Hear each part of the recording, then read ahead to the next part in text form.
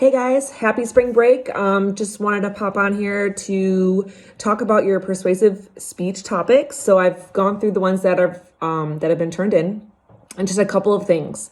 So if you still haven't turned in a topic, I would like you to think about that over the next few days and get that turned in so you can get started, because your persuasive speeches are due May 1st. And remember, the last day of the quarter, well, I guess it's not the quarter, kind of a quarter, the last day of the semester is May 11th. So we don't have a whole lot of time to mess around. So I want to make sure you guys get everything done as quickly as possible. So persuasive topics.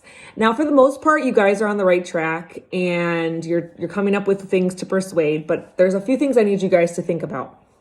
First of all, you need to think of your audience, okay? Whenever you're thinking about writing a speech or giving a speech, you need to think about your audience, okay? Because a speech to a group of single dads is going to be different than a speech to a group of Girl Scouts, right? You're not going to give them the same exact speech because those audiences are completely different, all right?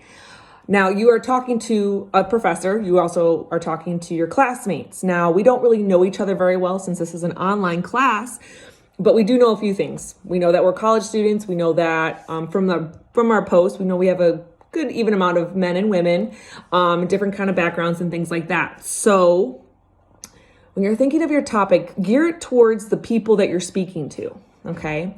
Now, there's a few topics about obesity, about drinking and driving, about, I'm trying to think of another one, but things like that, you have to word them or find a more specific way to go about them, because I could bet that every single person you talk to is against childhood obesity, right? Nobody wants childhood obesity. So you don't need to persuade that because that's already decided, right?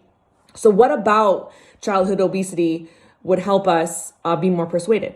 You know what I'm saying? Like, is there a program out there that maybe we're not aware of?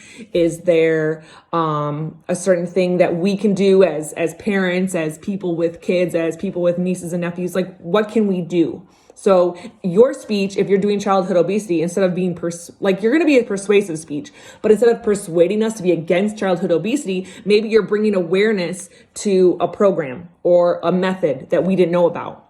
And that's the cool thing about persuasion. So persuasion is persuading people, right? Like changing their mind, but also it could be bringing awareness to something that we didn't know about. So if you talk about like eating more plants, maybe some people like they eat vegetables, they eat meat, whatever, but they didn't know the benefits of eating more plants. Like you brought awareness to it instead of just, trying to persuade us, oh, plants are better.